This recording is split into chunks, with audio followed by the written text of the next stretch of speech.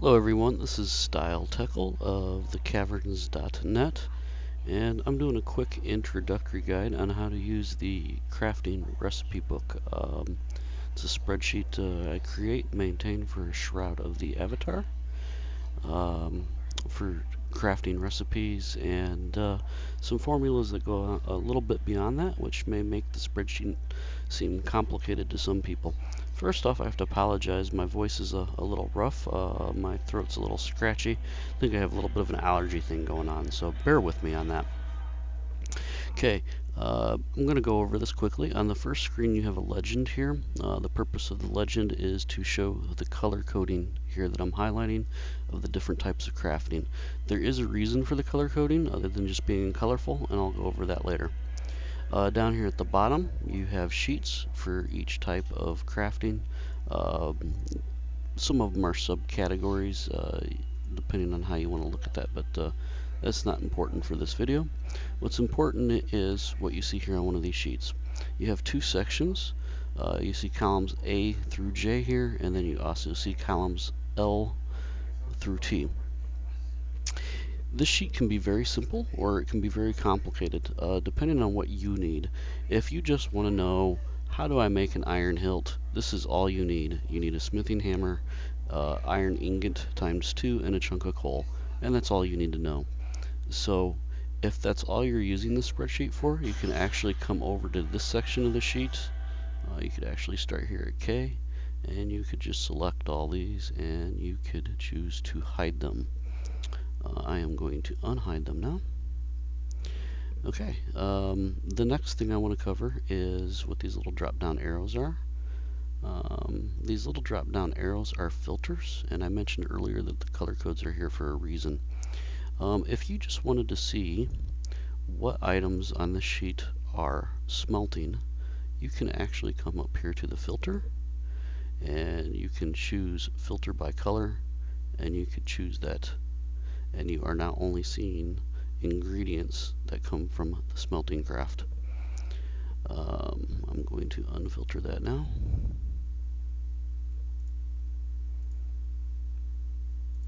Okay, so what this over here means, if you're not familiar with Excel, a yellow cell, yellow background with no data in it, typically by Excel users indicate that this is a user entry field. And the way I have this spreadsheet set up is if you are doing a lot of crafting and say you're a tailor, you could go to your tailoring screen here and say you're stocking vendors or you're filling an order for someone or so forth, and you're going to be doing some large order, bulk crafting, I guess you could say.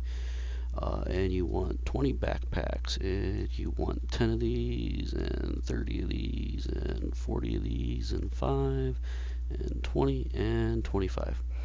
You'll now notice that over here it has populated that you need 120 supple leathers and 240 leather straps. Additionally, by color codes, you know that these come from tanning, and that the purple here comes from tailoring.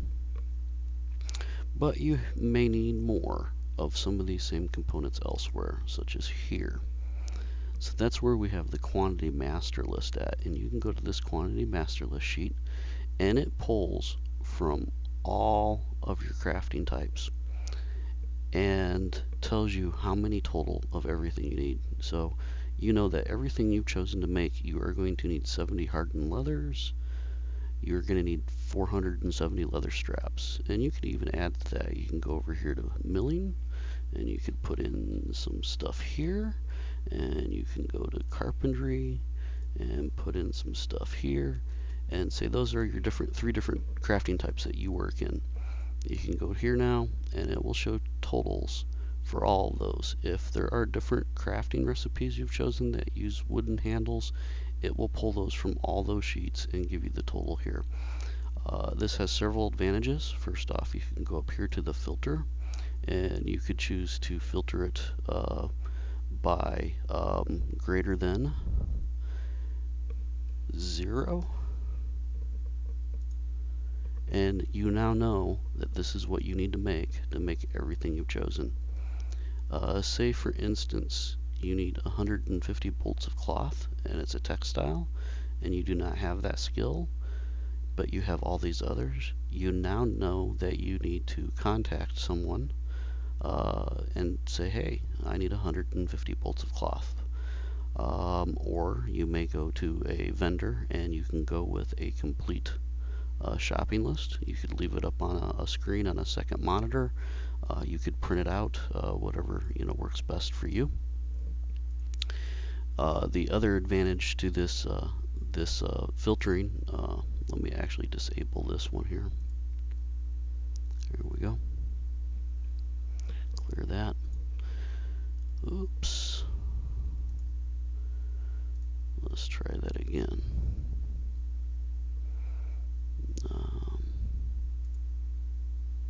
There we go. Okay.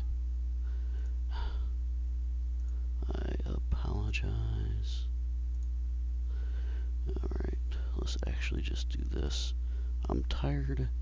Okay, so the color coding again, you could also do this by color coded. Now obviously I just threw a few numbers on a few different crafting areas, but say you're doing some really major bulk crafting and you're going to need a lot of textile items and you don't do textiles, so you want that shopping list. You could filter this to show only the color of textiles, and you could come over here and do the quantity greater than 0, and you will have nothing but textiles with only the items that you need, giving you that huge textile shopping list that you need. Really, that's the spreadsheet. It's pretty simple. It seems complicated to someone that hasn't used spreadsheets very often. Again, though, if you just want a recipe reference, this is great for this side here. And at that point, I would just recommend hiding all these columns over here to get them off of your screen, so that you're dealing with a smaller spreadsheet. Future plans for this, I eventually wanted to have sheets that will actually calculate out what the costs are, the average costs to make things. Something like on this sheet here will actually calculate, that the cost for an iron sheet is X amount of gold or silver or so forth. And then these sheets might pull from there. I'm not exactly sure logistically how I'll work that out yet, but telling you that, to make a wooden timber based on the different components that you're using, your average cost may be X, and I say average cost because there may be failure. So depending on your skill level and so forth, it will calculate in failure rates to give you an average. And then somewhere over here, when you say I want to make 20 of them, it might blow up a number that to make 20 of them, your average cost is going to be X. Then the other thing is when you come over here, if there are failure rates, there may be another column that calculates average for failure rates and maybe even pads that with like a 10%, so you'll have enough, so that if you're running a little below average that day, you're covered. One of the ways that they'll do that is over here on the legend. It will have an area probably somewhere in this area where you'll have a yellow cell here. Again, that's a user input cell, where it might say crafting tool. This might say crafting station. This may say skill level. Or there will actually be a skill level for each crafting type, obviously. And where you can go in and put that, I have a level 5 crafting station, which might be the equivalent of a master. Somewhere down here in the legend, it would say, master crafting table is level 5, experts 4, or maybe that's reversed. And then every time that you get a new table of a certain type, you could choose, for your carpentry table that your skill's now a table 6, changing it that one time it increased, or changing your skill the one time it increased, and so forth, so that your stats always are current. I might even do a couple data blocks like that, so that you got character 1, character 2, character 3 for the multi-character players out there, that will let you do that for each character. And then each time something changes, you just go in and change that number, which will cause whatever sheet I end up having that data go to for calculating failure rates, if there are failures. which will then all these other sheets will then pull from that, thereby allowing you to always have an average of how much you truly need with failures and average cost to produce materials. The other thing I plan on adding to this is a retail amount. Again, on the legend screen somewhere, there will be a cell that says I mark my stuff up 200%, just throwing out a number. Then somewhere it will show that you would want to sell this item based on the total average of material cost to create it for this amount. When doing bulk orders, this can be extremely beneficial, as you can say, I want to make 150 and 220 of these and 30 of these, and get a total retail for that entire order, and then even have that total up somewhere down here as an example, and say, okay, the order you're asking for would cost you 2,000 gold for everything that you want. Maybe you want to offer discounts, so your retail markup on here was normally 200, maybe you make it 150 for that particular order because you're giving a discount to a friend or for a bulk order. The other thing I eventually want to add to this workbook is the ability for players to see what the skill gain is for particular recipes. Obviously, skill gain may change based on what crafting table level you're using, what tool you're using, what your current skill is. Maybe the skill gain's slower, but again, you'll have this legend somewhere on this legend sheet that you'll have your current levels data, and then there'll be formulas that take that information, and then based on what recipe you're making, it will spit out what your average skill gain would be to make one of those or 20 of those. Obviously, when you're doing a lot of crafting, you're going to have to go back at that point to the legend a lot, increasing that. So now you have a better idea, though, of how to use this sheet, whether you just want a recipe list, whether you want to blow that out and say, I'm just making 50 of these and I just want to know what I need for, how many hardened leathers I need for 50 of these and how many sheets of iron chain links. Or if you're really going all out, you can get your full bulk lists. So no promises on some of those future updates I talked about. Obviously, those are going to be things that I'm probably not going to be able to add until the game actually launches or close to launch. And some of those are going to be pretty complex formulas. So we'll just have to see what happens with that.